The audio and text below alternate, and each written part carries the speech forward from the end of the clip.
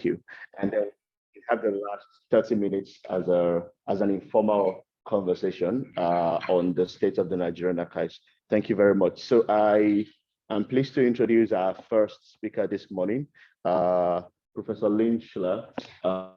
Professor Schler is a professor in African history in the Department of Politics and Government, and she's also the director of the Tamar Golan Africa Center at Ben-Gurion University of the Negev.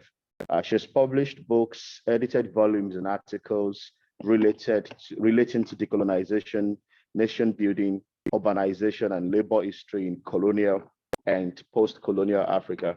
Her most recent book is Decolonizing Independence, Statecrafts in Nigeria's First Republic and Israel's Intervention, published by Michigan State University Press this year.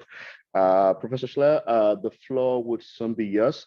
There is no way I can communicate to you when your time is probably approaching the end, because anything I say here, everyone in the room would also hear. So I kindly enjoin you to please monitor the time on your hand and please stick to the 15 minutes. Thank you very much, Professor Schler. The floor is yours. Okay, thanks so much. Can you hear me? Okay, yes. So first of all, thank you so much for the opportunity to present, even though I couldn't actually be there physically, and I appreciate trying to overcome all the technical difficulties. I'm hearing an echo. I don't know if that's, maybe you want to mute, but I do want to say I have a PowerPoint. I don't know if I can share it or not.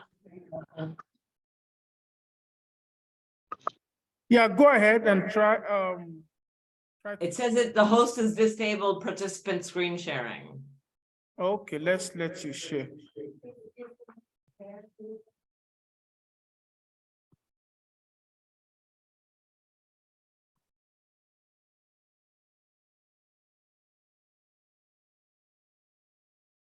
So I still can't share it. I don't know if that's. Yeah, I'm trying to give you the permission. Sorry. To share.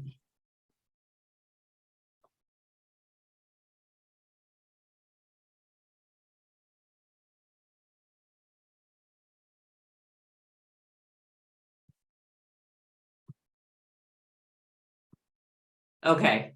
You should be able to share now. Fabulous. Thank you. Okay, so I'll try and be really, really quick. And I'll try and pay attention to the time. So again, thank you so much for the opportunity to present. And I don't know how many people are there at 8 a.m., but but good to see the other panelists, and I'm looking forward to the panel. So just really quickly, my presentation is a review or a sort of a presentation that relates to Israel State Archives as a repository for writing Nigerian history. So in this presentation, I'm going to just quickly give a historical background on Israel and Nigeria in the 1960s to try and give the background to why there is even an archive in Israel relating to Nigerian history. And then I'm going to talk a little bit about the archives themselves and the kind of insights that I think we might be able to get from this archive relating to the First Republic, and just using just a few examples of some of the findings, some of the documents there. I want to try and touch upon the opportunities and pitfalls of using the Israel State Archives as a repository for historians of Nigeria. So very, very quickly, I think that it's important to place Israel and Nigeria relations in the 1960s against the broader backdrop of relations between Israel and the continent of Africa in the 1960s. For those that don't know, just a really quick review that beginning in the 1950s, when Israel was not invited to the Bandung Conference, members of the foreign ministry became concerned that Israel was going to have to do more to offset its diplomatic isolation that had resulted from the Middle East conflict. And as a result, it started thinking about working on developing relations with Africa, Asia, and South America. And in part, some of the motivation, was somewhat ideological, the sense that Israel had self-identified as a post-colonial state on its own. Whether or not we agree with that is not actually the point right now. It's just how Israel identified itself. And there was also a big fear that Nasser, in fact, and much of the push that Israel was making was in the continent of Africa. They really made a massive push that begins at the end of the 1950s and really grows and expands throughout the 1960s in really sort of extraordinary ways compared to Israel's size and its place on the international stage. And obviously part of the impetus in Africa is to offset Nasser's influence.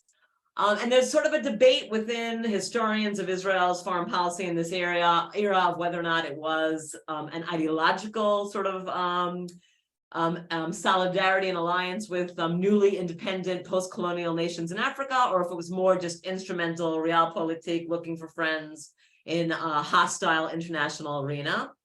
So one of the most important aspects of Israel's outreach to Africa was its international aid agency, which is known as Mashav. And thousands of Israeli technical experts went to Africa to offer all kinds of assistance and in many, many different areas. So what was in it for a lot of the post-colonial nations in Africa? Why were they interested in this connection? I would say that there were several different reasons, and of course, every single country and its own specific motivations for why Israel would be an attractive partner in the early years of post-colonialism and nation building. But I mean, obviously, the first clear sort of attractive aspect of Israel was that it was not the former colonial power, and post-colonial nations were looking for ways to make new kinds of alliances in a climate of what was then known as the Third World, holding very tightly onto an ideology of non-alignment, the idea that allying with Israel and yet also not taking sides in the Middle East conflict was also another aspect of a sense of newly independent nations wanting to fortify and broadcast their sense of autonomy and sovereignty and being able to decide who's are going to be their friends in the world. People did also relate to Israel at this time as a newly independent young state that had made really impressive strides, particularly in the area of development and particularly in the area of food security. So this was a really important issue for a lot of post-colonial nations, specifically in Africa. And Israel, using the models of cooperative farming of the Israeli kibbutz and the Israeli moshav, had really made very impressive gains in these areas, and it was attractive to many post-colonial nations. And the final thing, and I think also comes to play in the relationship with Nigeria, is that Israel also comes to Africa with a very unique sort of development ethos, which is largely based in its own history of finding very sort of off-the-cuff, very sort of ad hoc solutions to complex problems. And this was a sort of strategy or attitude that was used in relations with various post-colonial nations in Africa and helped to advance the development agenda. So specifically with regard to Nigeria, the relations between Israel and Nigeria obviously have to be seen through the lens of regionalism in the post-colonial era. We really can't talk about relations between Israel and Nigeria as a unitary unit. We have to think about it more in terms of Nigeria, the Western region, the Eastern region, and the Northern region, and the federal government. And each of those sort of four entities have their own sort of history of relations with Israel, and they're all deeply rooted in the very complex and contested political landscape of Nigeria's post-colonial political environment. So it's impossible to understand why Israel is or is not an attractive partner for various potential alliances in Nigeria without understanding, obviously, the very contested political context of regionalism in Nigeria. So I guess what's a very well-known trope about Nigerian foreign relations in the First Republic, in the era of the First Republic, is that the Western and Eastern regions, the Christian majority South, were willing to and did indeed establish very close ties to Israel, whereas the Northern region, the Muslim majority Northern region, it was more hostile or opposed. and sort of was working against strong ties and preferred stronger ties with Muslim countries or Arab states. So that's sort of the normal trope. That's one of the things that I think that the archives in Israel helped to unsettle a bit. But there is obviously lots of truth to that in fact, the Western and Eastern region found Israel a very attractive partner for helping to advance specifically their development agendas. So specifically looking to Israel to help with construction and waterworks and agriculture and cooperatives, women's groups, youth organizations, infrastructure, telecommunications, all kinds of things. And so there was the development piece of it. But on the other hand, Israel also offers both the Eastern region and the Western region a way to also obtain funding for political sort of conflicts within the Nigerian post-colonial landscape. So specifically beginning with the 1959 elections, but then going throughout the First Republic, both the AG and the NCNC use various commercial enterprises that are established in cooperation between Israel and these two regions. They were known as joint corporations that were ostensibly and actually did lots of work in development and construction and waterworks, but at the same time, they were also used as funnels for passing money over to both the AG and the NCNC in the First Republic. So, and then the other sort of question is the northern region as elusive as the historiography would tell us? So, just briefly about the archives, I do want to start out by saying that I very much think we need to be aware and sensitive to the risks of archival pessimism, which is a phrase that was coined by Oseapare about sort of thinking immediately that there are no archives to be found in Nigeria.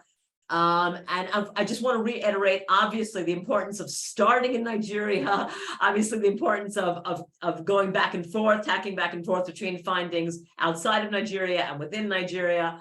And I'm in no way suggesting that any kind of history of the First Republic could be written without Nigerian archives.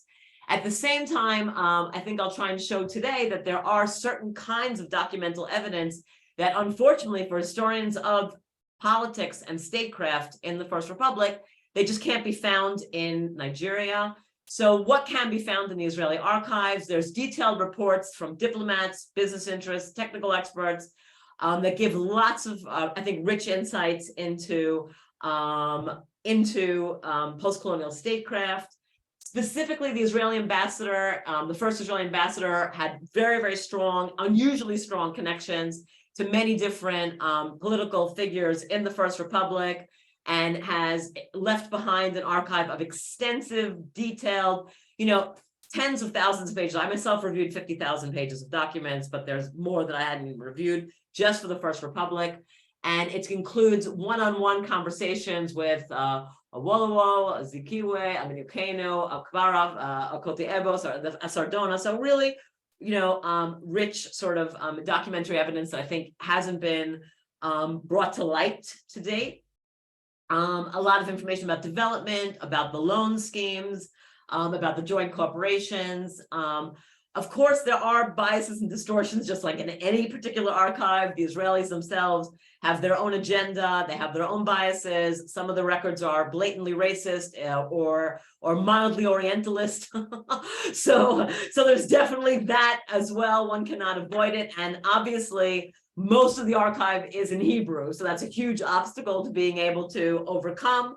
And it's actually part of the impetus for me actually having taken on this project of trying to bring some of these sources to light in English, is to just make them available to more people that would be interested. And just to finally say, before I review 3 quick documents, because I feel like my time is already running out and I haven't even gotten to the examples. But I did want to say that along with tacking back and forth between what's found in the Israeli archive and Nigerian archives, was also conducting oral interviews. Many of the people from the First Republic era, the personalities are no longer with us, but having interviewed some of their descendants who remember stories that their parents told them. So Awolowo's daughter and King Deko's son and Hanan Yavor, the first ambassador's daughter. So obviously this is secondhand family sort of lore, but nonetheless, I think helps to sort of verify or at least give some credence to what some of the things that are found in the archive. So just quickly now, just to go into 3 different examples of some of the findings and what I think we can do with them. And these are really just 3 really brief, and if I'm out of time and I can only do 2 examples, then maybe just pick up your hand and tell me and I'll definitely stop. 3 minutes? Are you saying? 2 minutes? Okay. Okay, so maybe I'll just have time for this one example. Okay. So for example, a meeting between Obafemi Awolowo and Ehud Avrieli, who is the first ambassador from Israel to Nigeria. And they're talking about the possibility that Israel helps fund the AG's political efforts in the 1959 elections. So I think that some of the themes I tried to touch upon come up here, and I'm sorry for maybe not getting to all the sources. So the report reads, and then we came to the analysis of the upcoming elections. This is Ehud Avrieli writing.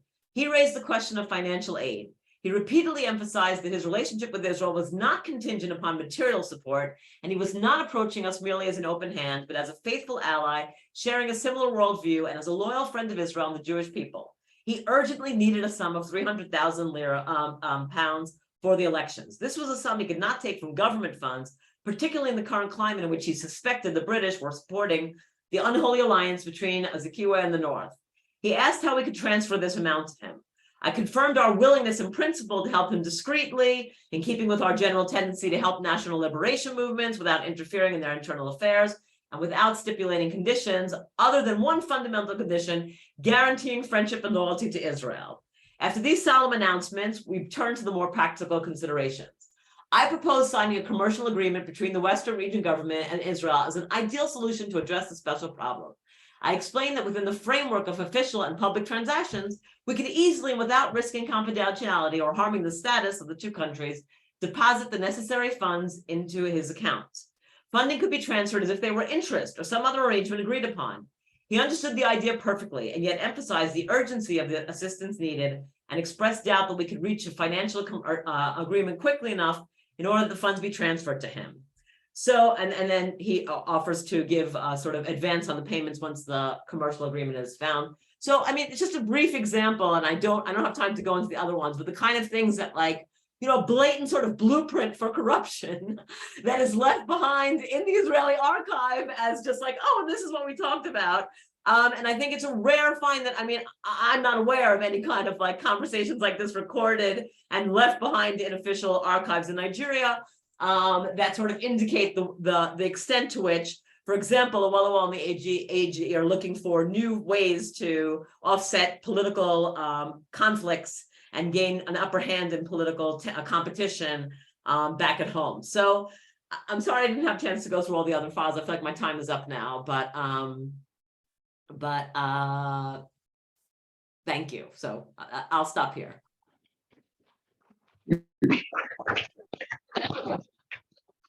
Thank you very much, Professor, and apologies that I have to stop you midway, but it would be nice to actually see some images of the records in their original language.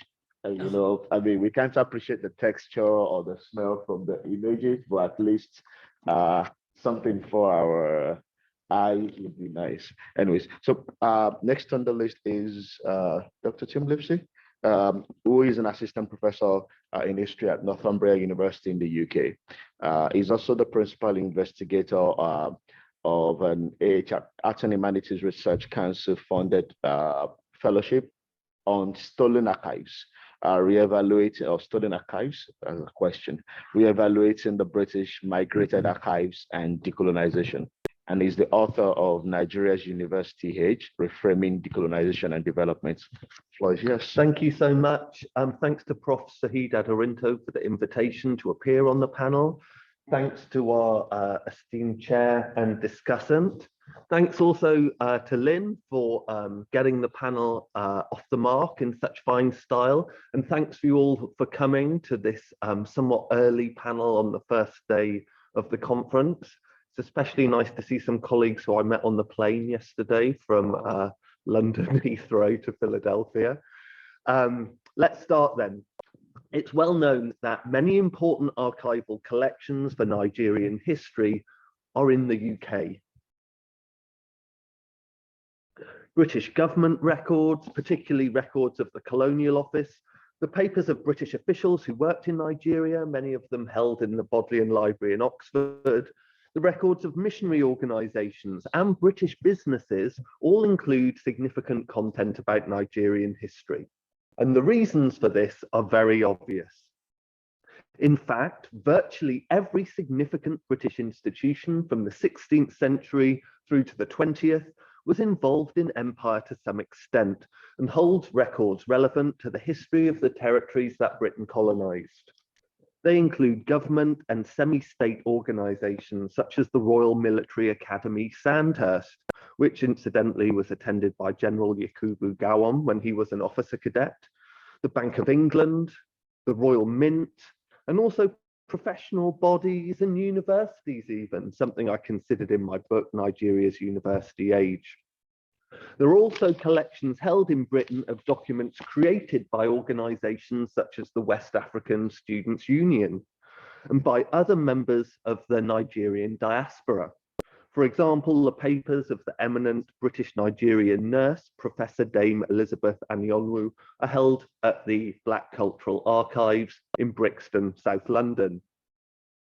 The present location of these archives reflects the historical interconnections that link Nigeria to other parts of the world.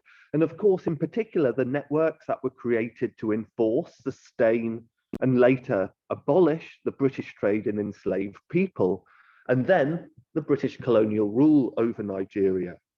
As a result of these historical interconnections, it's difficult to write about many periods of Nigerian history without consulting sources that are presently located outside of Nigeria.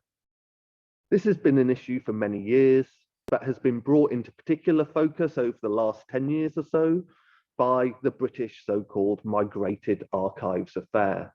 And maybe it's a good moment to pause and endorse the point that Lynn made in her talk, that to discuss these archives located outside Nigeria is not to say there are not very important archives, of course, located within the country itself. So the British Migrated Archives Affair. In 2011, the British government admitted to holding an irregular collection of thousands of files that had been covertly removed from 37 formerly colonised territories. Here are some of the publications from around that time. And this is Hanslope Park, an aerial photograph. This is the British government site in Buckinghamshire where the removed documents were kept. The British government called these documents the Migrated Archives, and this is a name that, while unsatisfactory, I'll use today for the sake of brevity. Now, I'd be happy to discuss questions of nomenclature further in the Q&A if anyone's interested. The 2011 revelation about the British removal of colonial archives was forced as a result of legal action brought by 5 Kenyans for compensation for the horrific abuse they had suffered from British forces during the 1950s. As a result of the so-called Mau Mau case, the British government admitted to holding large numbers of files that had been removed not only from Kenya, but from most of the formerly colonised territories that won their independence between 1948, the year of the transfer of power to Sri Lanka, and 1980, which saw the transfer of power to Vanuatu. So this is a process that was going on for decades. The collection comprises around 20,000 files from, as I mentioned, 37 territories, and it includes 413 files from Nigeria. For decades, the British Foreign and Commonwealth Office held this material, including at Hanslope Park, and relatively little information about it was in the public domain, and it was very difficult indeed to access, although not impossible. But between 2012 and 2013, the Foreign Office transferred most of the documents to the UK National Archives at Kew in southwest London, where they are now available to look at. When the British government first admitted holding this large collection, many historians were very excited that late colonial secrets that had been hidden for decades could be uncovered at last. For the most part, though, historians found that the migrated archives contain no major new bombshells. Rather, the newly opened files generally contained new details about issues about which historians had known for some time. In the case of Nigeria, my preliminary study of the files suggests that they will offer useful new detail to historians of the late colonial years. One of the striking things about the migrated archives from Nigeria is that they do not form a coherent body of top secret material.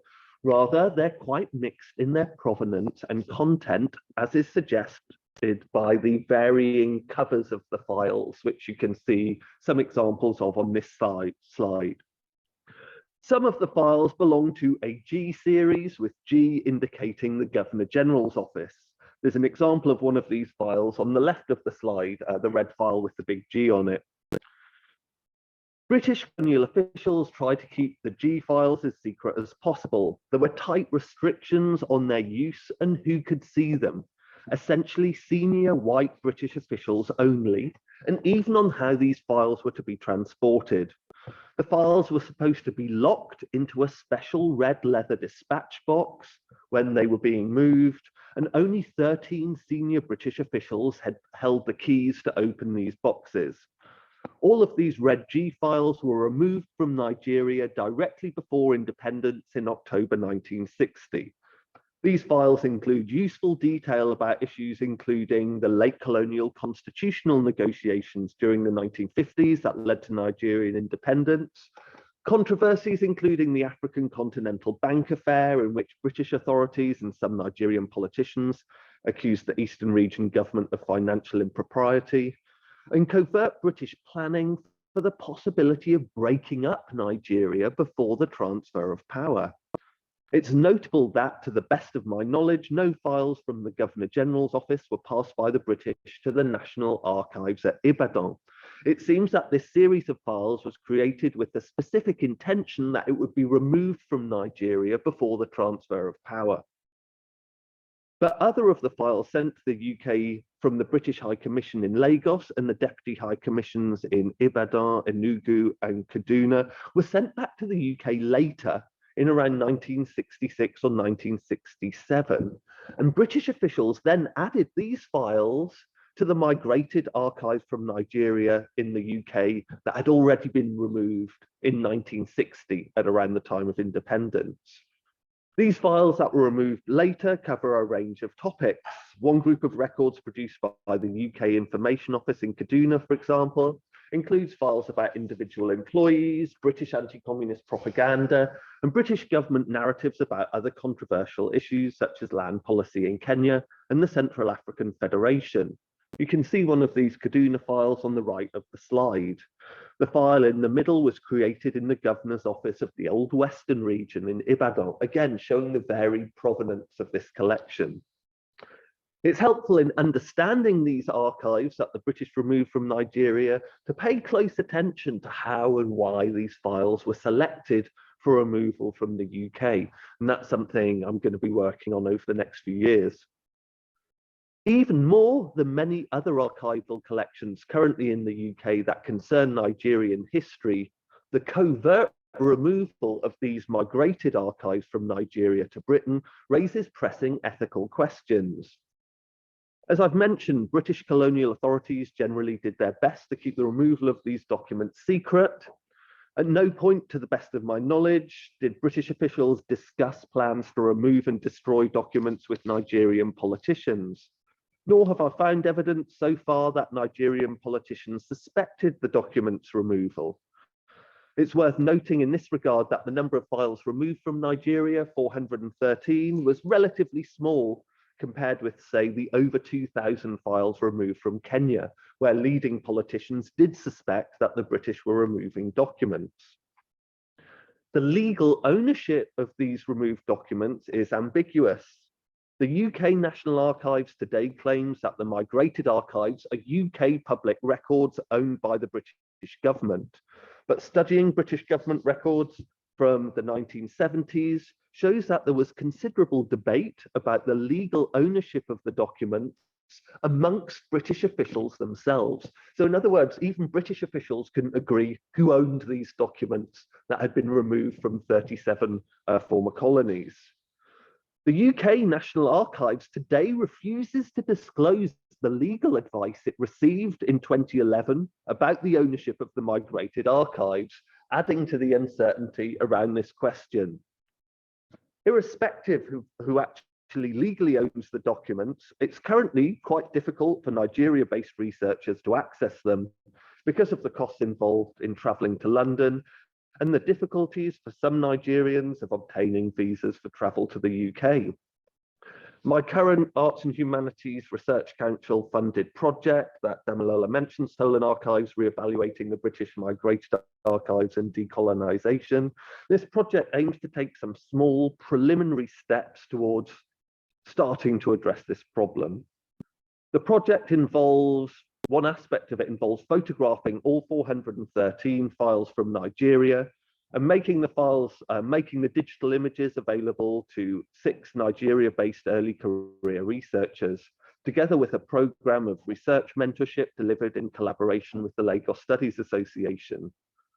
This work aims to give Nigeria-based early career researchers access to the documents that British officials had removed from their country decades ago, to start in a very, very small way to acknowledge more fully the inequalities of archival access that form one of the legacies of British colonialism. I'll be discussing this work further and inviting applications for the Early Career Researcher Scheme at the 2023 Lagos Studies Association conference, but I'll be happy to discuss it further in the Q&A as well. It seems very clear. Is that what you wanted to see? Just one more paragraph. It seems clear that in the years ahead, British organisations such as the National Archives and other institutions holding records about formerly colonised territories will have to do more to face up to the inequalities in the production of the collections for which they care. And will have to do more to make these collections available to researchers based in the global south. In addition, calls for the restitution of the British migrated archives aren't going to go away. The recent return by a number of European institutions of artifacts looted from Benin shows the strength of this restitution agenda. Thank you very much. That was exactly 13 minutes. So thank you very much for keeping your presentation to time. Next is Adedamola Adetiba. Dr. Adetiba is a research fellow at Roche University. Is he here? Is he ready? Yeah. Okay. He's a research fellow at Roche University in South Africa, the African Studies Center. And he currently works on an open society of Southern Africa and a German research foundation sponsored, a series of projects sponsored by these organizations. And from January 2023, he will be working on the University of Huddersfield sponsored projects on the history of the virus research laboratory in Ibadan, Nigeria. And he will be working closely with Professor Barry Doyle to explore how neoliberal actors have redefined the direction of the virus research laboratory from 1963 till date. Adetiba, the floor is yours. Thank you. Thank you so much, Delmi. Can you hear me? Yes. Yes, great. So I'll take you through my experience at the Rockefeller Archives when I visited in 2018. And the focus of my discussion this afternoon, is to explore very silent lines that we are not very aware of when we think of the activities of the Rockefeller Foundation from the 1920s down to when a series of the activities ended in the 1950s. So in this presentation, I focus on sources related to the history of medical research and disease control. Sorry, I'm hearing feedback. Yeah, I think it's better. Yeah, so in this presentation, I focus on sources related to the history of the medical research and disease control reposed in the Rockefeller Archive Center that are directly relevant to Nigeria.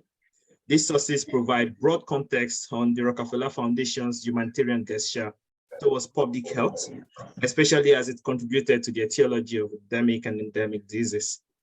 At a time when global health was in its infancy in the 1940s, large health philanthropies like the Rockefeller Foundation were major actors that wielded considerable power to shape discourses regarding disease control. For instance, the Rockefeller Foundation's International Health Board was a leading player in global health during the decade after the Second World War.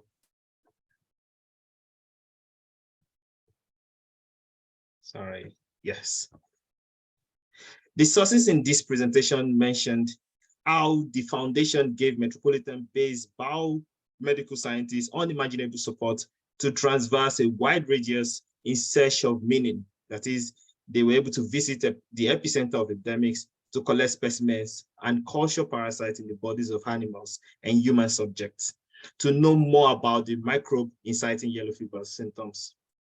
I'll come back to this source later in this presentation. But what is interesting in this presentation is, in this source, for instance, is the kind of discussion between the government, the colonial government in Nigeria, specifically those affiliated to the Medical Research Institute in Lagos, and the Rockefeller Foundation International Health Division. And when you look at here, the major subject of discussion here is about human experimentation, whether it is possible for them to involve humans in the experiment or in the search for cure or for vaccine for yellow fever. And when you look deep into this document, what you also see is how both institutions parlayed or agreed on using ex-convicts, using certain human volunteers to experiment on yellow fever and also on yellow fever vaccine. So these scientists, through support provided by the foundation, also had the means to procure and transport animals across continents, from India to West Africa and from China to the United States of America. The activities could review the extent to which humanitarian assistance could collapse limitations caused by time and place. No wonder any effort to write the history of large health philanthropies like the Rockefeller Foundation is basically an attempt to chronicle a history of global health, where actors and scientists could move across places and time in search of meaning.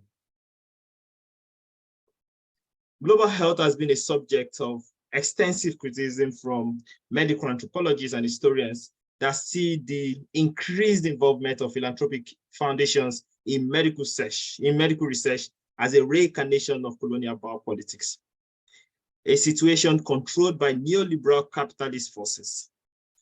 The question a historian like me would ask is why American philanthropy aligned quite smoothly with a British colonial regime about medicine. To appreciate this connivance, one must first and foremost draw a thick line of distinction between pure medicine or science and public health. In a simpler manner, we want to keep in mind the fundamental question, whether the presence of health infrastructure necessarily implies the availability of healthcare. Mega Vaughan and a couple of other scholars have argued in separate studies that medical facilities operated in silos from the health needs of host communities. In both instances, these facilities were termed enclaves, positioned within the epicenter of a health emergency to advance the science of epidemic and endemic diseases. Another way to look at the situation is how the collapsed state of the medical architecture made these host communities the most suitable location for biomedical experimentation. High morbidity rates and the desperation of patients to subject themselves to drug and vaccine trials are some of the many factors that encourage the involvement of privatized global health institutions. Prior to the arrival of the Rockefeller Foundation in Lagos in the 1920s, biomedical experts within the British Colonial Medical Service had approached the African subject more as subjects of biomedical experiments than as recipients of healthcare.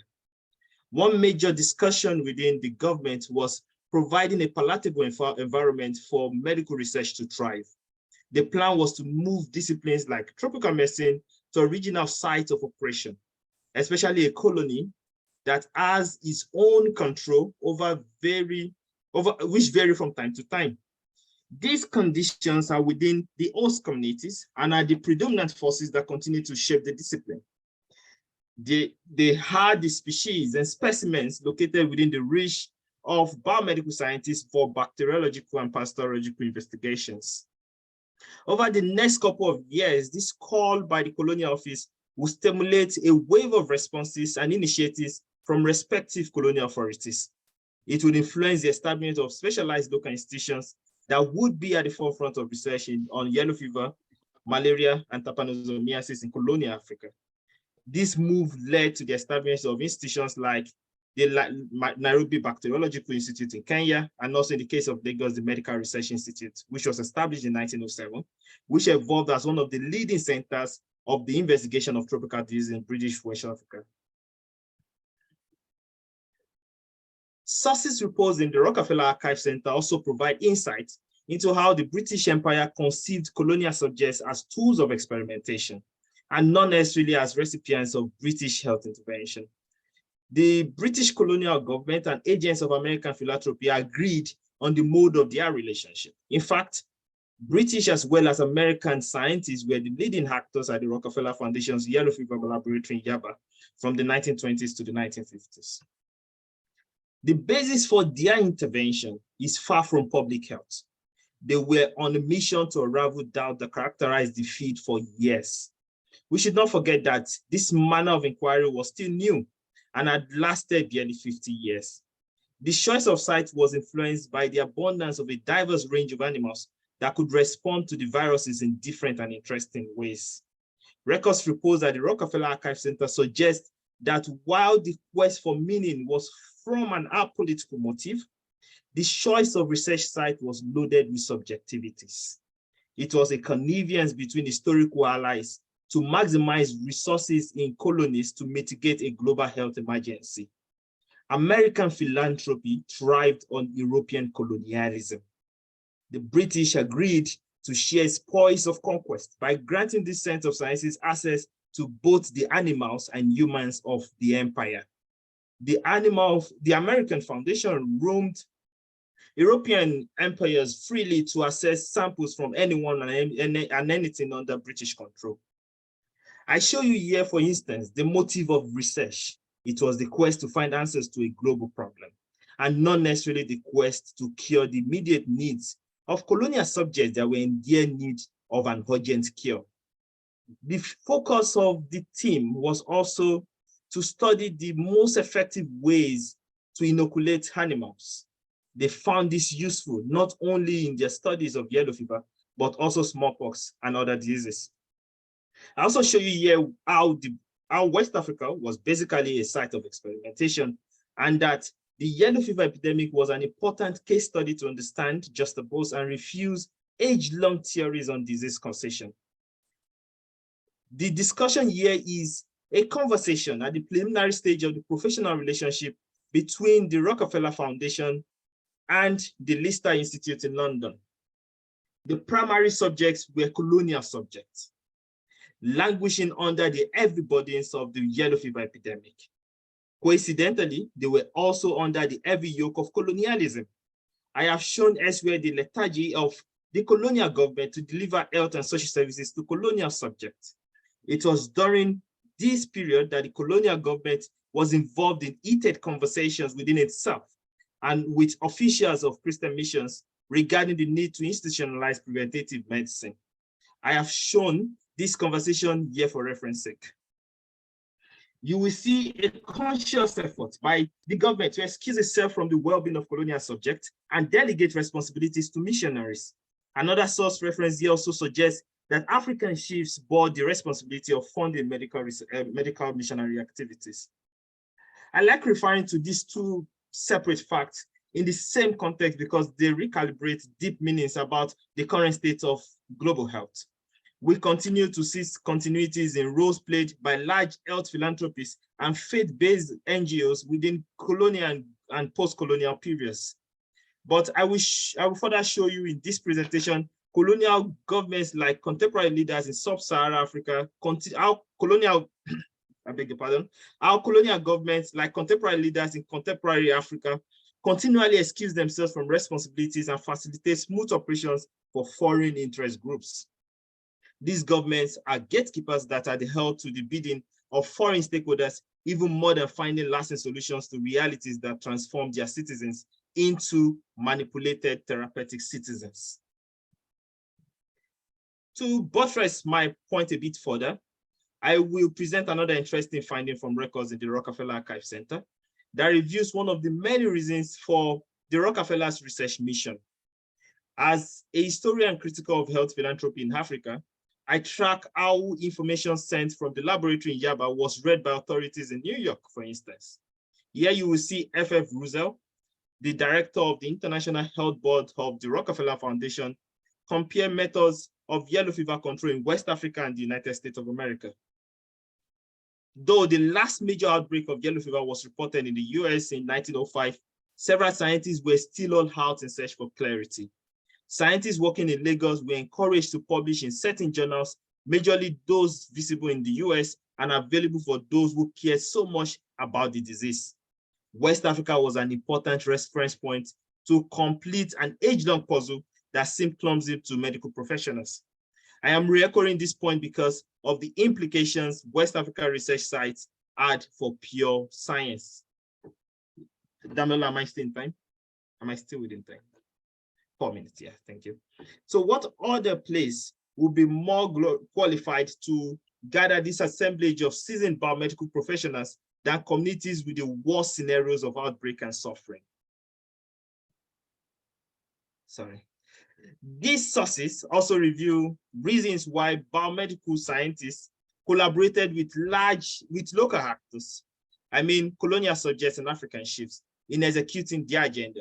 Elucidating trust from the local public is an important part of the scientist's task. The public's core was gradually influenced by ideas and justification for experiments. It would be interesting to read in scientists' diary on methods employed to achieve trust. I have presented elsewhere how it was one of the major obstacles to research.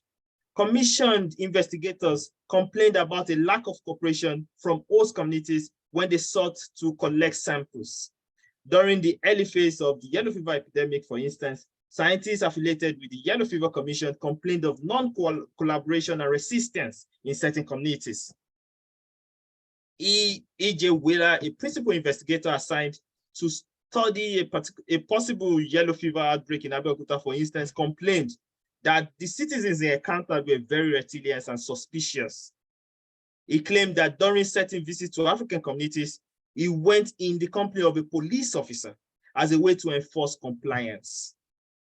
At some point, he resorted to enticing Africans by volunteering to treat some cases of illness.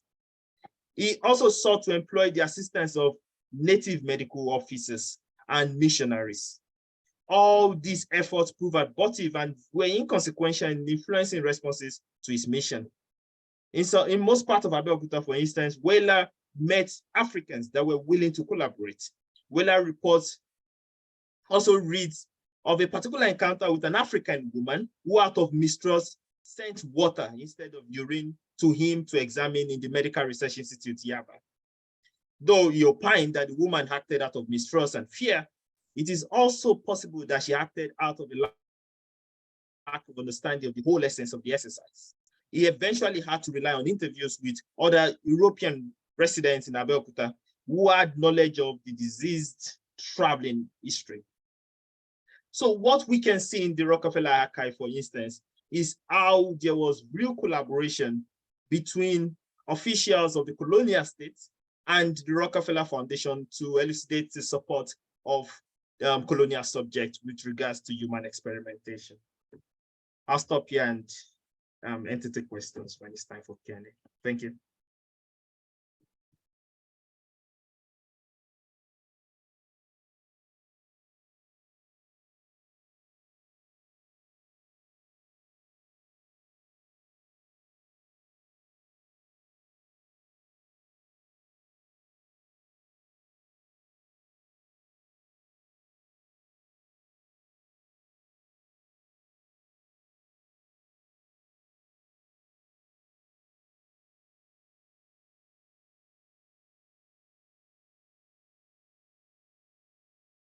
Damilola, we can hear you.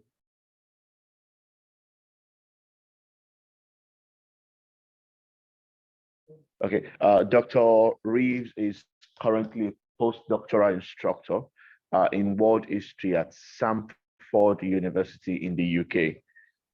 And in January 2023, he would be taking up a new role as senior lecturer in history at the University of the West of England in Bristol. And he's also a PI on a Modern Endangered Archives Program grant, digitizing the papers of Nnamdi Azikiwe, the first president of Nigeria. Dr. Reeves, the floor is yours.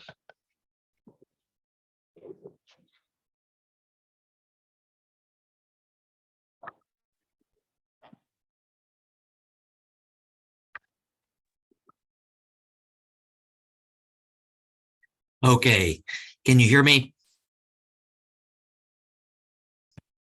Okay, wonderful. Sorry, my my Zoom tried to crash at an inconvenient moment.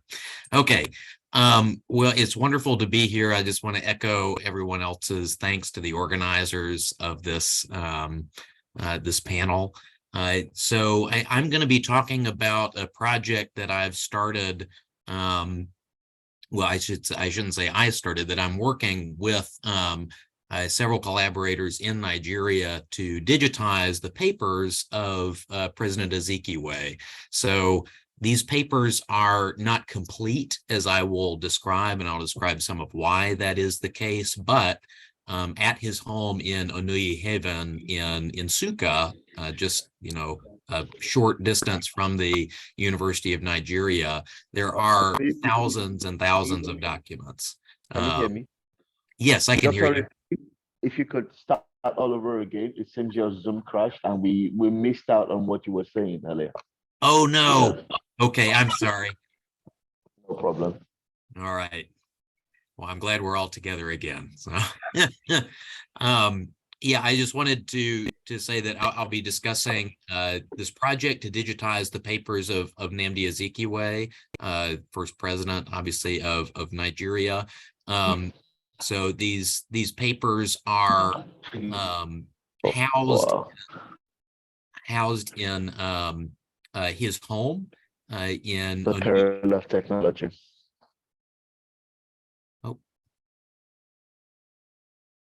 Go ahead, Mark. Oh, okay. I'm sorry. So these are housed in Onuyi Haven, his home, just off the campus of the University of Nigeria in Nsukka. These papers have apparently been there since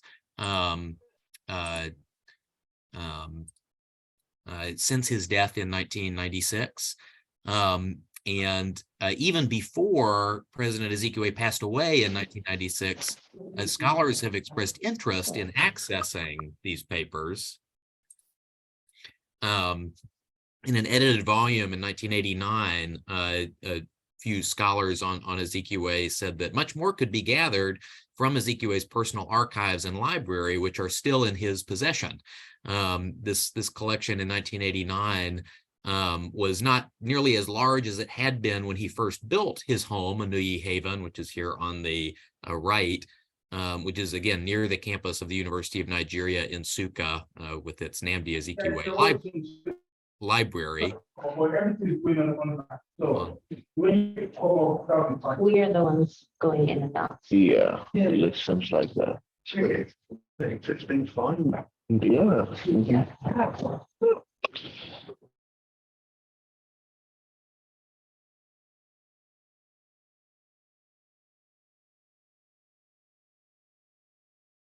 Sorry, should I continue? Oh, please hold on 1 second, please. Okay, sorry. Yeah, Bankole is your own Zoom. So he was.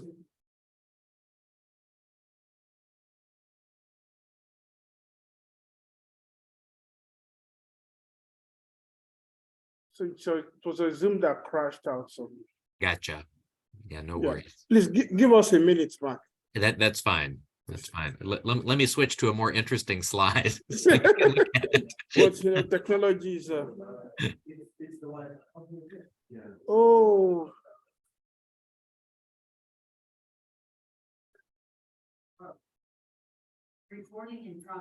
Okay, so go ahead. Okay.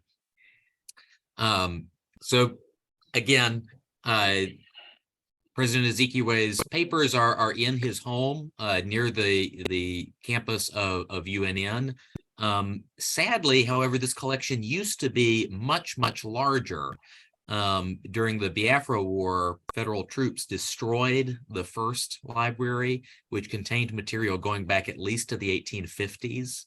For example, in 1970, on returning to Nigeria, Ezekiewe wrote to the British Museum's newspaper library, asking for microfilm copies of newspapers that went back to 1859 and 1863. So we know that he had materials at least as old as that. But in a short account of his own collection that he wrote in the 1960s before the war, Ezekiewe describes beginning his collection in 1946 and supplementing his books from his time in the US in the 20s and 30s, and selections gifted to him from Herbert Macaulay, including some contemporary pamphlets written by Macaulay, which Ezekiewe points out are mostly polemics. So by 1962, Ezekiewe had moved the library into a 3-story building at Onuyi Haven with a full catalog created by Mrs. Dorothy S. Obi, who was the sub-librarian of the Enugu campus of the University of Nigeria. And this original collection, according to Ezekiewe, had around 40,000 books, monographs, and periodicals. And while he had kept it private in the 1960s, he was hoping to open it to public use. But unfortunately, again, nearly all of this collection was destroyed during the Civil War, likely in July 1967. However, Back. yes. So we can see. Oh, I'm sorry. Yeah, stop this share screen. Okay. And then share again. Okay. Then now share. Now share. Yes. All over. I mean, from where you are, from the slide. Okay.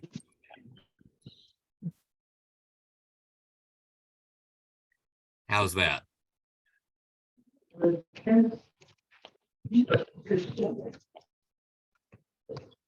well.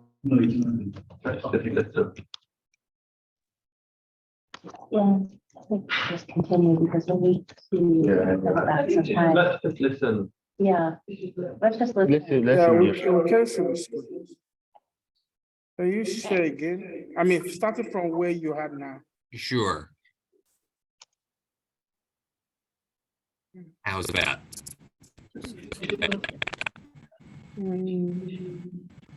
It's not showing. Okay, maybe you can just continue because of time.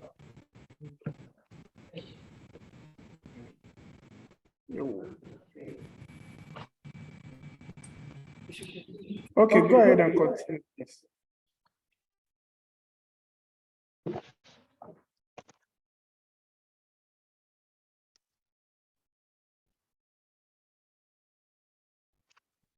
Okay, go ahead.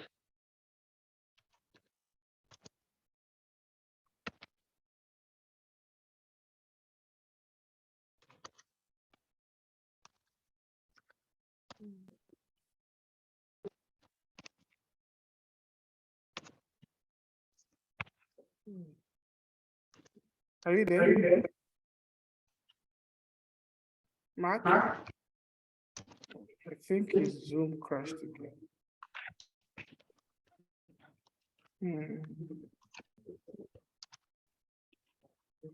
Yeah, I think his Zoom crashed again. We're Can running out. can we continue? And Sonia start the conversation. Yeah.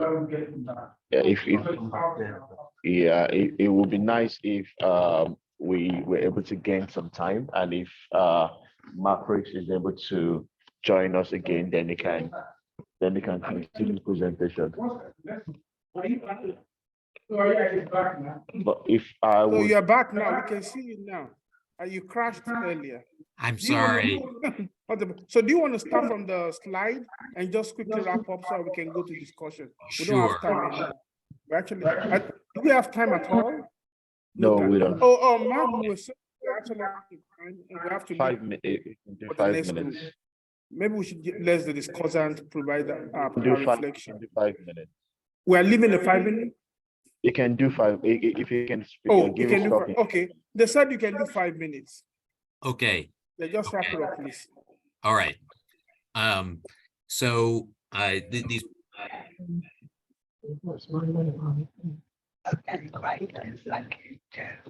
Go ahead. Right.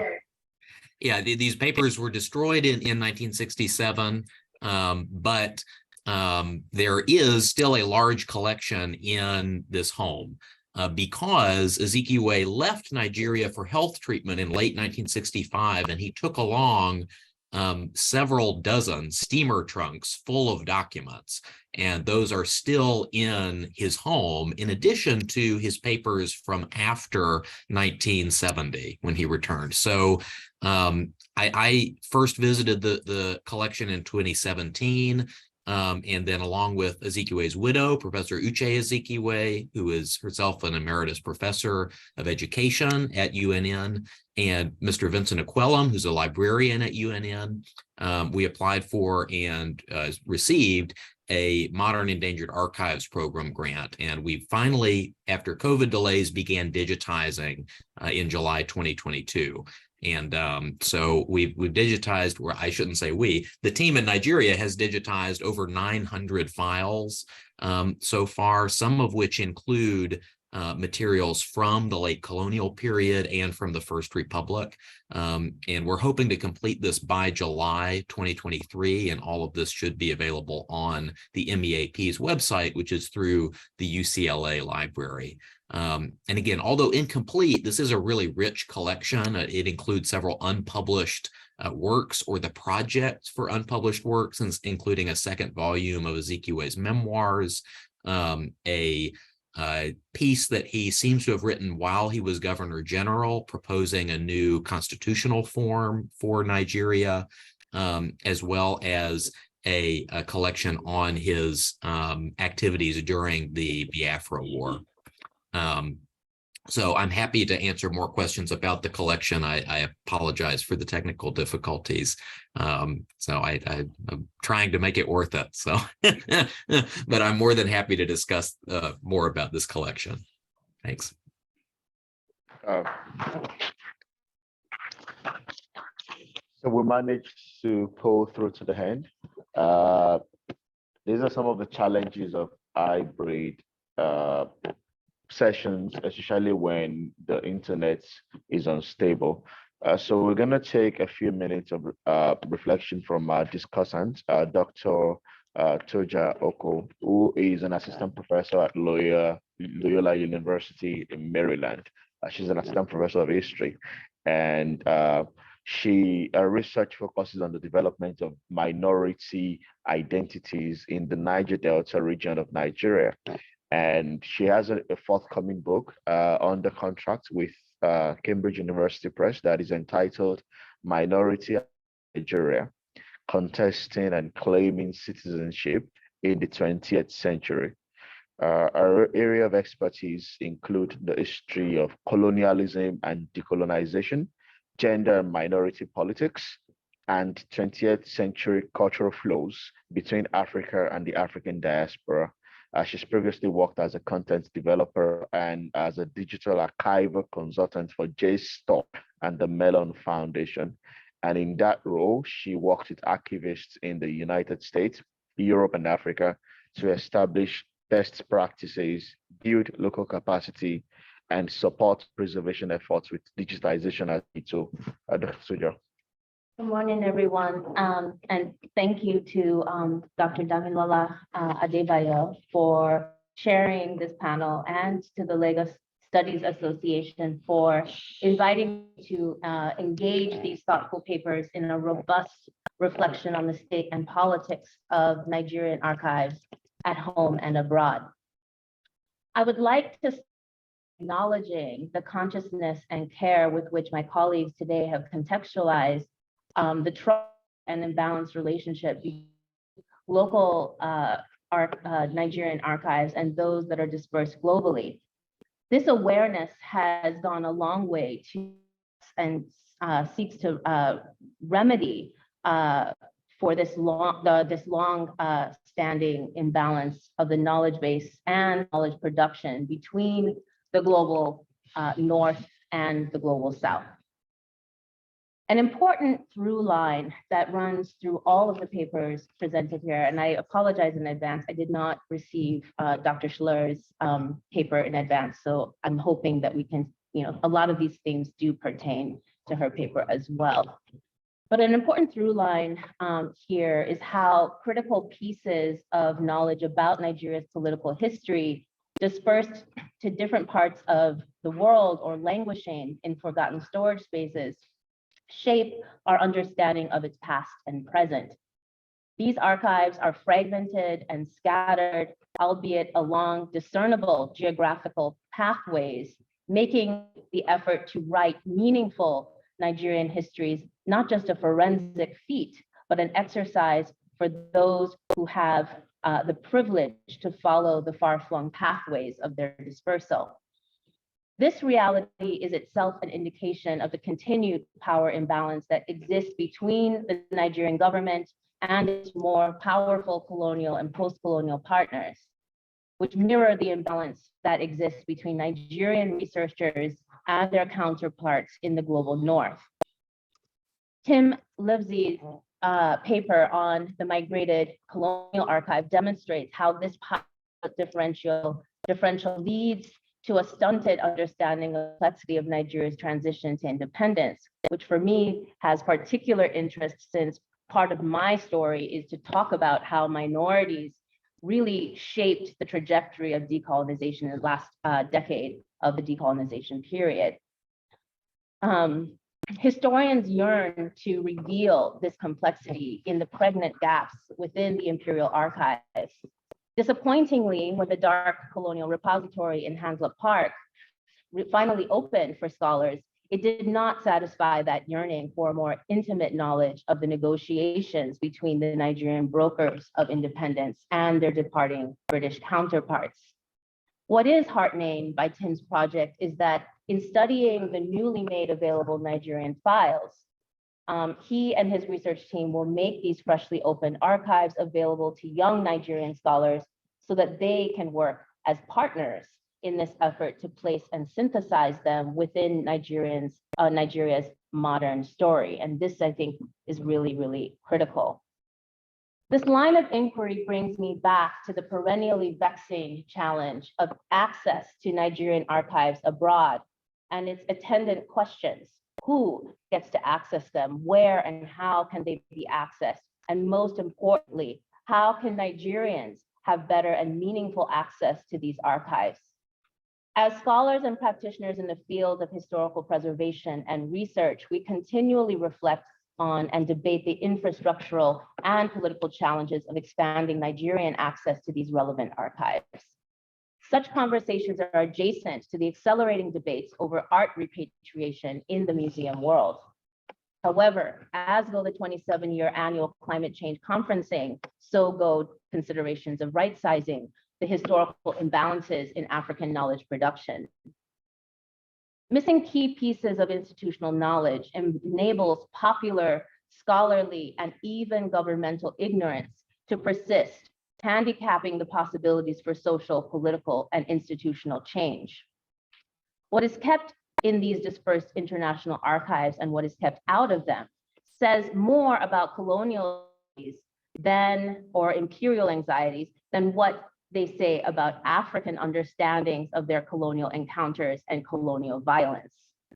Adedamola Adetiba's paper contributes importantly to an appreciation of Nigeria's contribution to our global public health knowledge base and infrastructure, one that maintains deep similarity and connection to imperial networks and interests. This is valuable insight into how the global South has enabled the advancement of modern scientific knowledge without gaining significant benefit or return to the global South. We see this echoed in the discourse and approach to managing the current COVID-19 pandemic. A powerful element that would complete Adedamola's provocative narrative is of ongoing imperial legacies of extraction would be the perspectives and voices of the West African subjects of this scientific research and experimentation. How did they make sense of these scientific exploitations? Their actions are viewable through the lens of imperial scientists that sought to study them, but we cannot hear their voices. What interdisciplinary techniques could we use to critically center their voices in a narrative that has done little to restore agency and humanity to these historical subjects? For all of the ways these scattered and fragmentary archives provide us with new insights on well-established narrative about Nigeria, a perennial problem for historians of Nigeria, and this could be applied to all historians of the ex-colonies, is to find, construct, or reconstruct archives that center Nigerian voices and experience. These dispersed archival collections, while valuable in their support of how colonial and other foreign entities perceived and managed Nigerian communities, they still do not give us insight into how Nigerians themselves perceived and managed their colonizers and how the international philanthropic complex continues to impact them.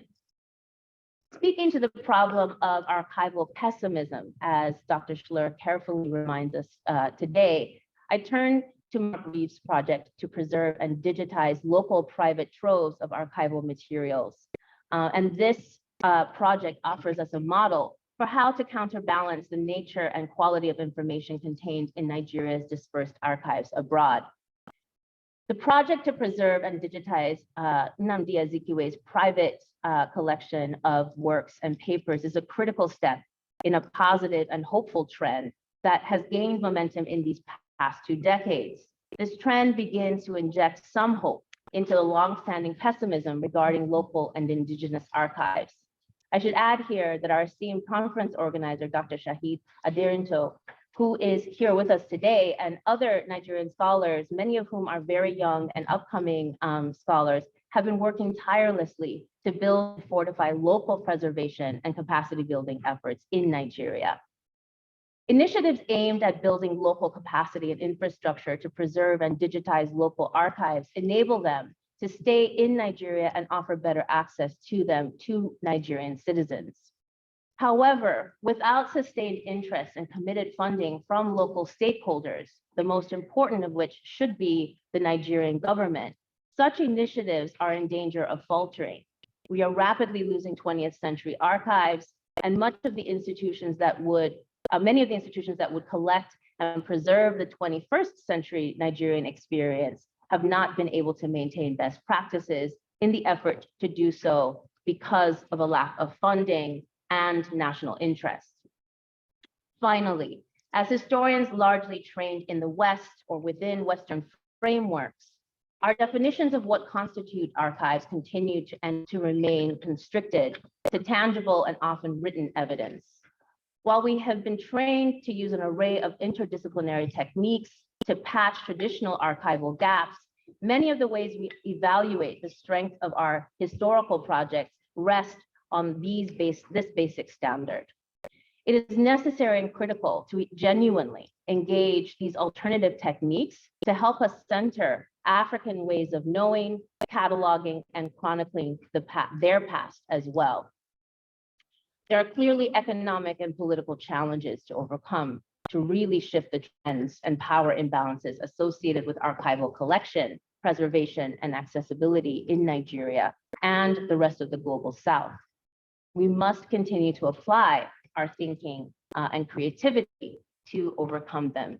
And I welcome further conversation on some of these sort of political questions that continue to vex us as we work very consciously to approach our efforts in a sort of collaborative and restorative way. Yeah, Thank you. Yeah, thank you very much.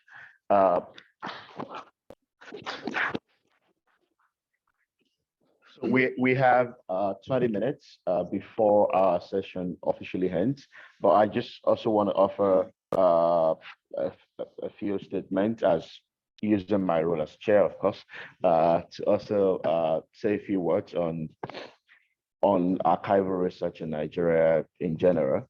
Everyone stated it at the beginning of their talk that even though they're reflecting on archives outside of Nigeria, it is possible, and many people still do research, right, using archives within Nigeria alone. And I thought that's something that is repeating. But at the same time, when we consider the post-colonial period, the post-1960s, the challenges of archiving the post-1960s is actually a global one, right? It even gets worse when you get to the 90s, where most government records and everything have now migrated online, right? And it's even worse when you consider company policies where once someone leaves a job, the entire email correspondence is deleted. And I mean, and when you think that that's been going on since the 1990s, so it concerns me, right, with regards to how we would research, or how historians of the future would do research on the 1990s, right? And when you think that this is a global problem, and you know that Africa is often considered a backwater, then you know that countries like Nigeria, where archiving practices are at an all-time low, would be most affected, right? So even beyond reflecting on the pitfalls like Damola did in his own reflection on the Rockefeller Archive, or even reflecting on possibilities for new research, I think it's also important to think about how we can sort of repatriate, if I can, but you use migrated archives, so if we can like repatriate some of these archival materials back to Nigeria. But it's not just about repatriating them, it's also about setting up a structure that would maintain these archival materials, because it's, I mean, it's not just enough to bring things back, right?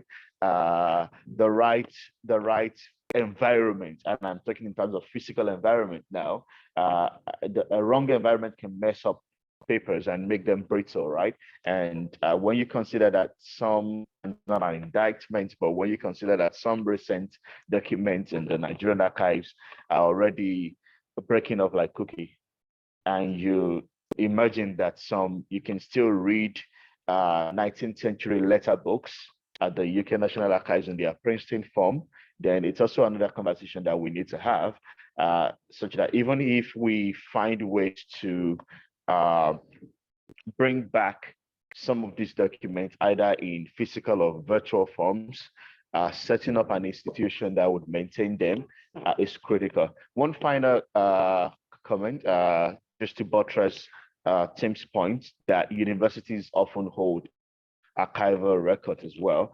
But beyond the traditional university archives in Nigeria as well, I think one area that we've not been exploring are the archives of the departments themselves, right? I think in fact, if you just go into the library and you pick all the dissertations that have been written, at least they get to put the dissertations in the library, the PhD ones at the very least. If you go as far back as the 1950s, like if you study these dissertations already, can already be seen as a form of primary today, really. So it's also something to think about as we continue. So I would open up the floor now for reflections. We are all researchers of Nigeria, or at least one interested in Africa in one way or the other. So it would be nice to hear within the next 6-10 minutes or so that we have reflections from other people. Our questions for our speakers, either the speakers that are here or for Doctors Schler, Reeves, and Adetiba. The floor is open to those who have questions. If you could please introduce yourself as well. Thank you. Hi, Wow. you know, I work on digitization. Well, kind of working manuscripts on Timbuktu at the moment. It's quite work with the British Library. We should actually.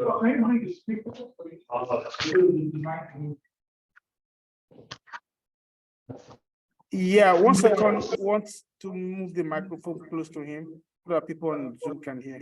Hi. Yeah, again, so my name's Paul Naylor, work at the Hill Museum Manuscript Library. And yeah, Tim, you can definitely add the British Library as well to that list of Nigerian archive collections, because of my time there, I was working on cataloging not document but Arabic manuscripts from Nigeria. And this is an important kind of transition between the manuscript phase of written archives and the, you know, the kind of typed and printed phase. And that's a wider question. But I suppose, you know, digitization is often presented as a kind of byword for access.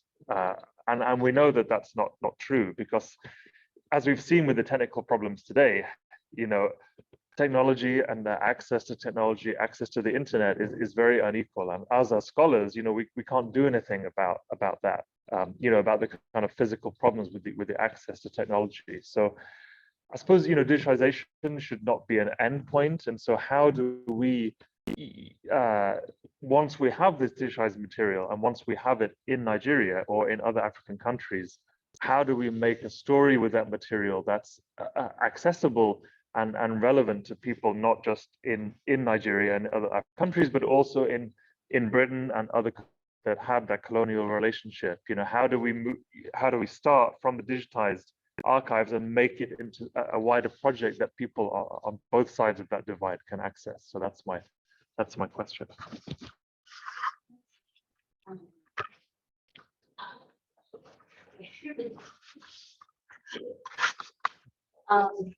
I think it's really an ongoing issue that I think has been, you know, it's been running for at least a couple of decades, thinking about digitization as preservation on the one hand, so you protect the documents by digitizing them, which then also enables access. But it is required that you have a capacity to house, store, and maintain those digital archives in a preserved way for the future. And so as technologies change very rapidly, those managers of digital archives need to build into their projects long-term solutions for continuously updating these digital repositories. And this is something that JSTOR and the Mellon Foundation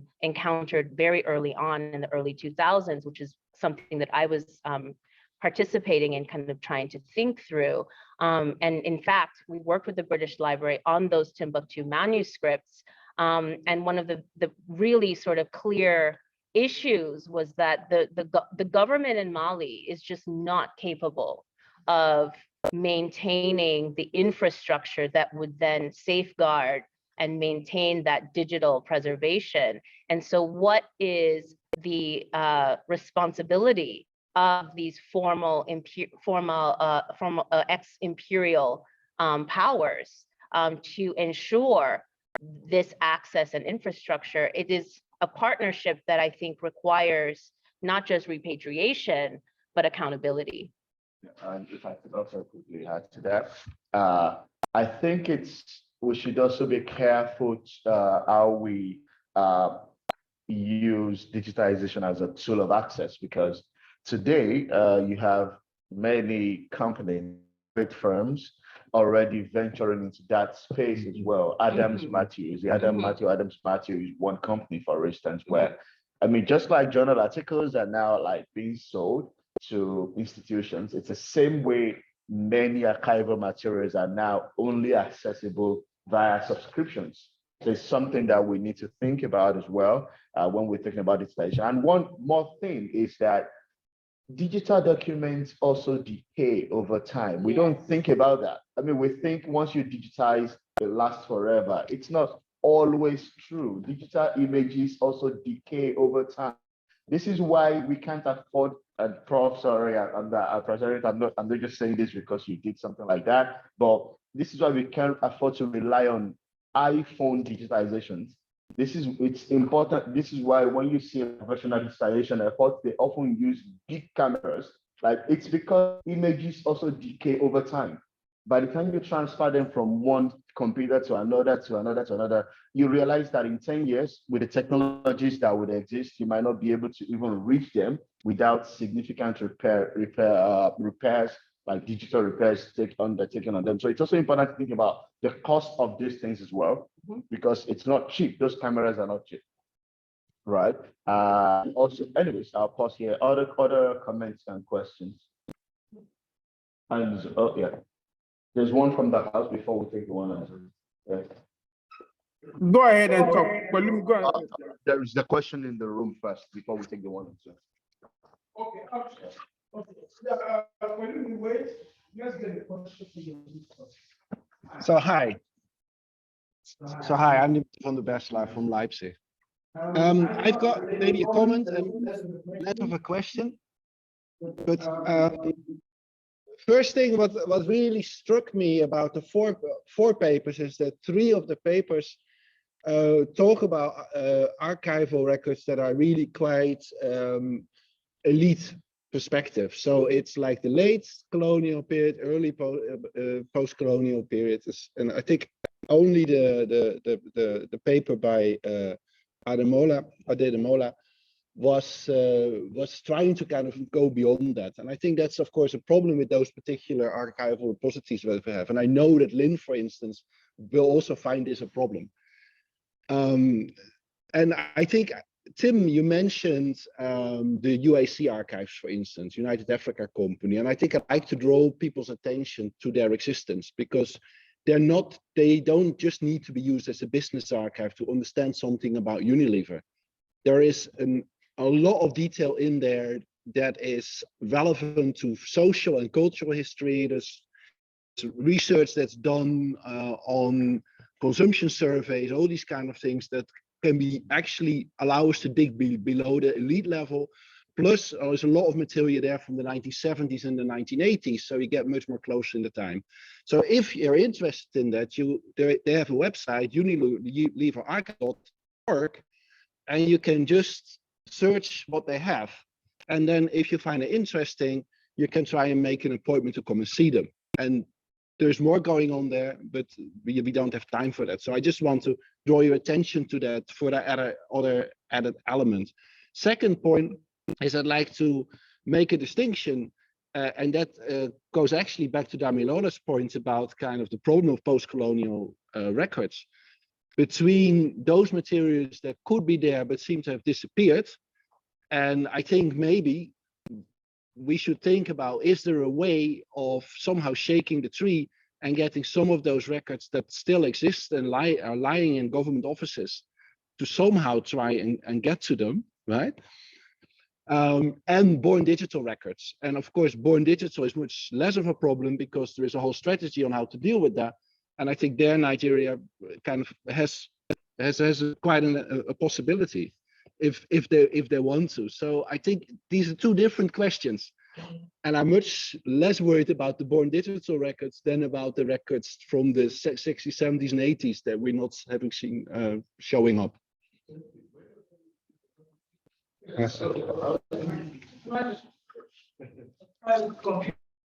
Yeah, private computers, private email. There's somebody on Zoom that had a question. Zoom question.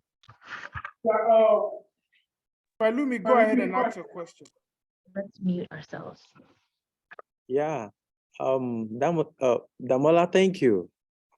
Of course, all the panelists made fantastic presentations. As noted by the last speaker in the audience, all of the 3 earlier presenters actually dealt with, actually studied archival materials from an elitist perspective. Damola is probably the only one who went beyond that, as established by the person who spoke last in the audience. And that's my observation too. And the question I want to ask Damola is, relates to the idea of culture shock.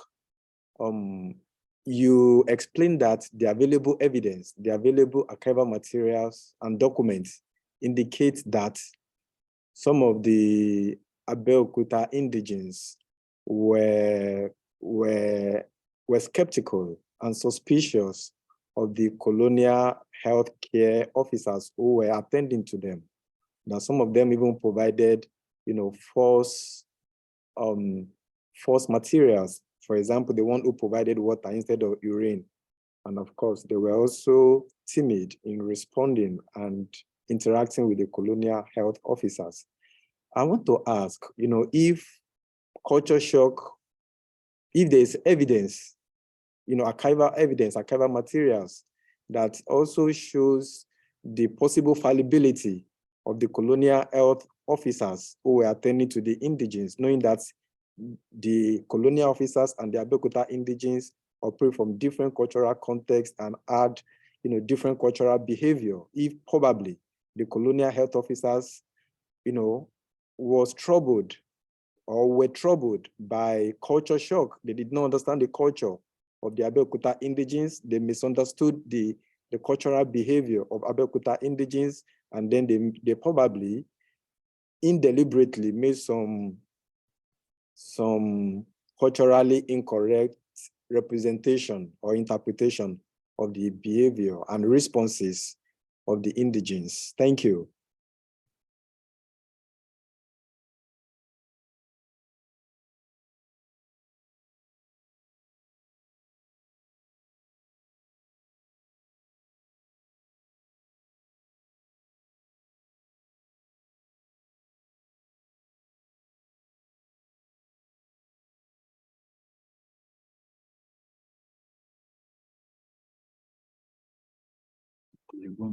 Okay.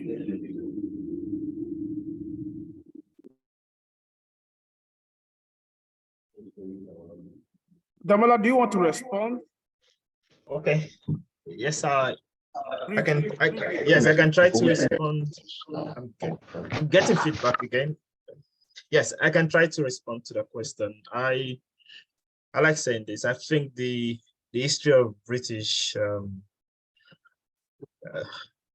rule in Africa and in Nigeria is actually a history of culture shock, because it's a history of clash of cultures and clash of civilizations. So, and you see this very, very clearly in archives. And that was why I showed you that document where Russell was trying to ask a question about how a particular scientist that lived with the people in Lagos, how he was able to bring the shifts to understand the value of the yellow fever research.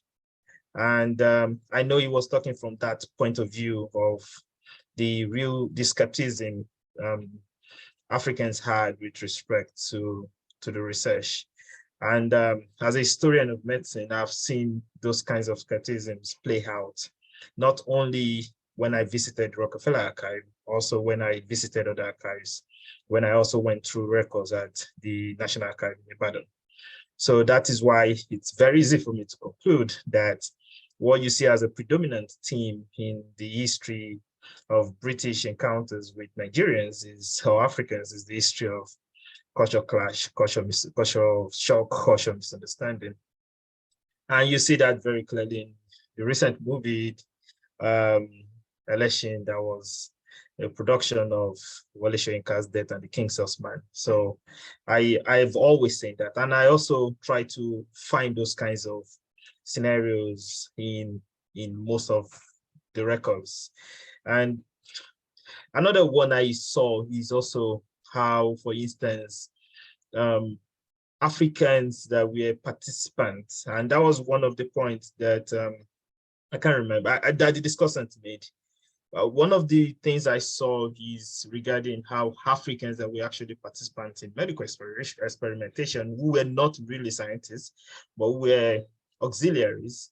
You also see the kinds of meanings they made of medical research, how they were also part and parcel of the whole experimentation, either as animal keepers, the zookeepers, or as police officers, or as the police officers, or as lab scientists, lab assistants.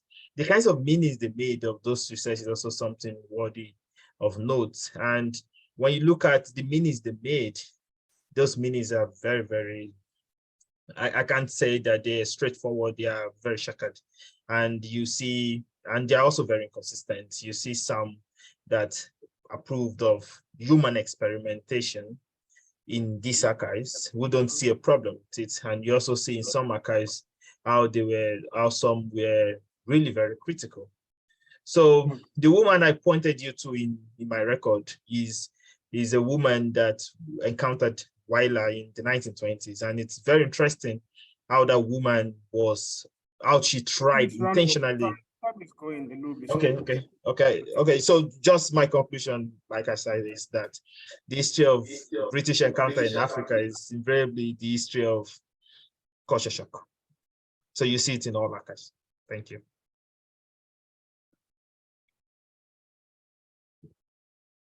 Yeah.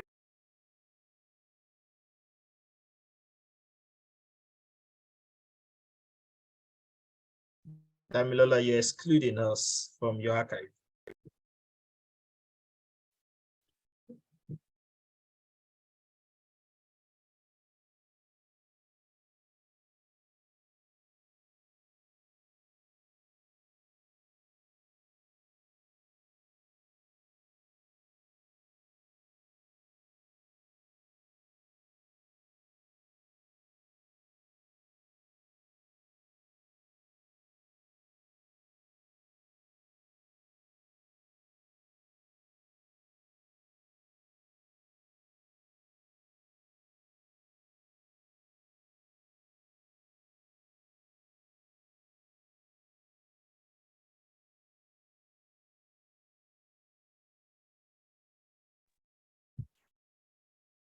We can't hear anything.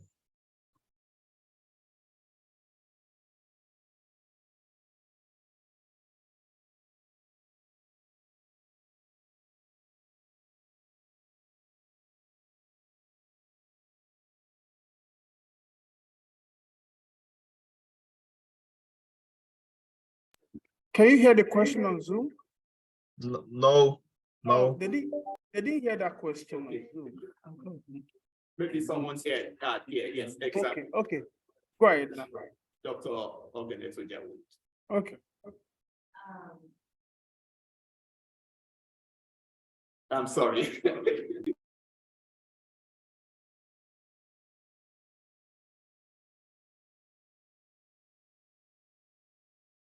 Is in the process of digitizing. In fact, the local historians are working, there's a team on ground working to digitize them and make them accessible in Nigeria, as well as beyond. Lastly, I think we've got like a minute. Yeah, sure. Can I just make one or two very quick points? First of all, on the whole archival pessimism issue, one of the interesting things about the migrated archives, the British migrated archives affair for me, and this is something that I've argued in a recent History Workshop Journal article, is it shows that it's not only Nigerian and African archives that can be closed in an arbitrary way.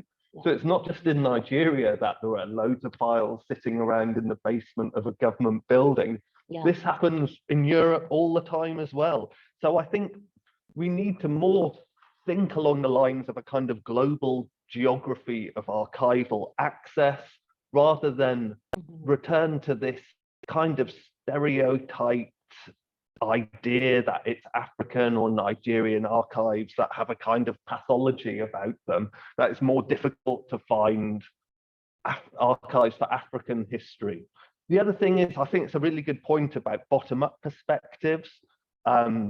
In the migrated archives, there are some files about employees who were working for, say, the UK Information Office in Kaduna that offer more a different kind of perspective. But I think a really good point there was the one you raised, Damilola, that there's so much great stuff in history department offices. So when I was researching the universities, but even undergraduate theses, undergraduate dissertations at the University of Ibadan, these students were doing oral histories with people who are now past. They were using records that were available then, which are not necessarily very easy to access. There's a colossal resource there, going all the way from PhD theses all the way down to undergraduate dissertations that are really underused. Yeah. I was going to say one more thing with that, but I would just keep quiet because of time, and we can continue informally at the end of this session. I would like to appreciate our discussant, Dr. Toja Oko, for a great job, and also the presenters, the four presenters, Dr. Schler, Lucy, Reeves, and Adentiva, for enriching our conversation and understanding on the uses of the Nigerian archives, both in Nigeria and abroad. And thank you all to the audience as well for waiting to the end, in spite of, and for coming actually at 8 a.m. On a Thursday morning, despite the jet lag for some of you. Anyways, thank you so much for everything, and I hope that we continue. Thank you very much. And we also promise you that the technology will work better in the second session. This is our experimental session.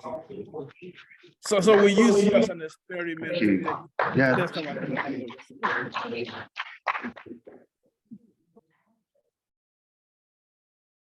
Bye. Good job, well done. Bye, everyone.